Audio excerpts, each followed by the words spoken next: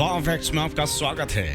भारत में जितने राज्य, जितने शहर, जितने गांव, उतनी ही परंपराएं हैं। ऐसी परंपराएं जिन्हें देखकर तमाम लोग ताज्जुब करते हैं। कई लोग हंसते हैं तो कुछ कहते हैं कि ये क्या ढकोसला हो रहा भैया। सदियों से चली आ रही परंपराओं पर हंसने वाले और उसे ढकोसला बताने वाले लोगों की सोच शायद ये वीडियो देखकर बदल जाएगी। जी हाँ, क्योंकि हम यहाँ बताने जा रहे हैं परंपराओं के पीछे छुपी कुछ साइंस की। तो फिर देर मत कीजिए और वाव फैक्ट्स को सब्सक्राइब कीजिए। जी हाँ, आज हम आपको बताएंगे उन परंपराओं के बारे में जिनसे आप हर रोज रूबरू होते हैं। यूँ तो हमारे ये रीति रिवाज हमारी आस्था से जुड़े होते हैं, लेकिन इनमें से कई के पीछे विज्ञान भी छुपा होता है। यूं ही नहीं, हमारे पूर्वजों ने इन्हें यूं ही बनाकर रख दिया है। जैसे कि हाथ जोड़कर नमस्कार करना हमारी प्राचीन परंपरा और सभ्यता है।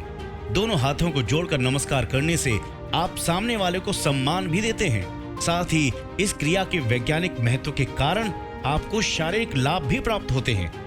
जब हम दोनों हाथों को आपस में जोड़ते हैं तो हमारी हथेलियों और उंगलियों के उन बिंदुओं पर दबाव पड़ता है जो आंख, नाक, कान, दिल आदि शरीर के अंगों से सीधा संबंध रखते हैं। इस तरह से दबाव पड़ने को एक्वा प्रेशर कहते हैं। इस प्रकार नमस्कार करने से हम सामने वाले के स्पर्श में भी नहीं आते हैं, जिससे किसी भी प्रकार के संक्रमण का खतरा भी दूर रहता है ना कमाल की बात।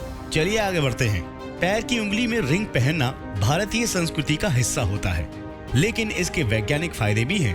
अमूमन रिंग को पैर के अंगूठे के बगल वाली उंगली में धारण किया जाता है। इस उंगली की नस महिलाओं के गर्भाशय और दिल से संबंध रखती है। पैर की उंगली में रिंग पहनने से गर्भाशय और दिल से संबंधित बीमारियों की गुंजाइश बहुत कम हो जाती है। साथ ही चांदी की रिंग पहनना ज्यादा ठीक होता है।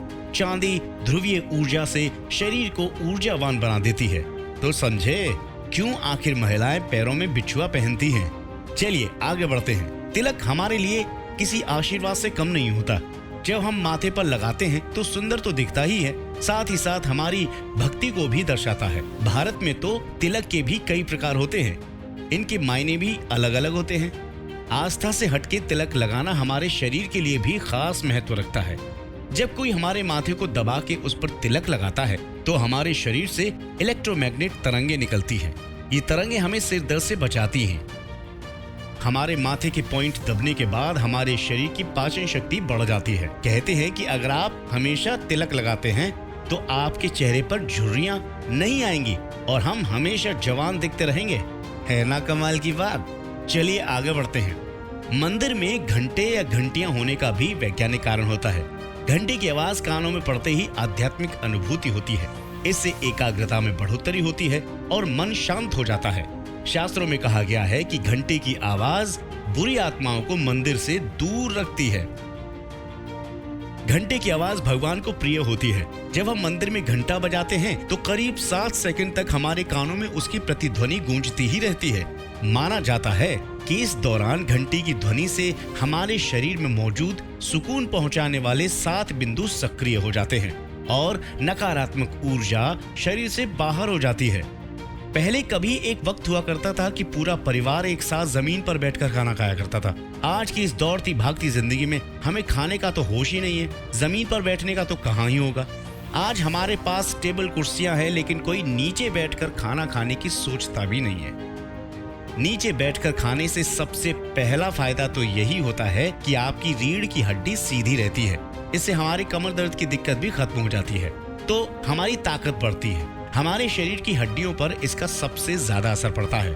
तो सोचिए मत, कुछ दिन जमीन पर बैठकर खाना खाना शुरू कर दीजिए और फिर देखिए आपको फायदे होते हैं कि नहीं। कान छिदवाना कभी एक प्रथा हुआ करती थी, लेकिन आज ये फैशन भी बन चुका है। कान छिदाते समय भले ही थोड़ा दर्द होता है, लेकिन ये उसके बाद जिंदगी भर का फायदा भी देता है। ये एक साथ कितनी चीजों पर असर डालता है कि ये छोटी सी चीज भी बन जाती है खास। माना जाता है कि ये आंखों की रोशनी बढ़ाता है, कानों को स्वस्थ बनाए रखता है, चिंता और घबराहट को ये दूर रखता है। इतना ही नहीं, इसके जरिए हमारी पाचन शक्ति भी अच्छी हो जाती है। ये दिखने में तो बहुत छोटा है, लेकिन इसके फायदे बहुत हैं।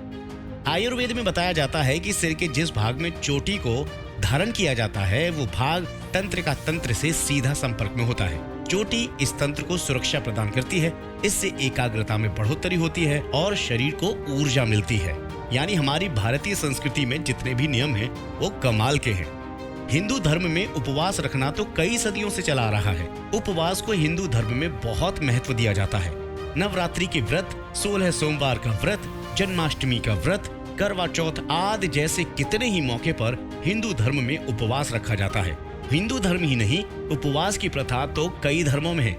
कई बार माना जाता है कि उपवास के जरिए हमारी मनोकामना पूरी होती है। अब मनोकामना पूरी होती है कि नहीं, इस बात पर कोई माने या ना माने, लेकिन विज्ञान की नजर में तो उपवास बहुत काम की चीज है। उपवास के फायदों को विज्ञान ने भी माना है। आयुर्वेद में लिखा है कि जिस प्रकार पृथ्वी के ज्यादातर हिस्से में पानी और कम हिस्से में ठोस जमीन है, उसी तरह मानव शरीर भी बना है।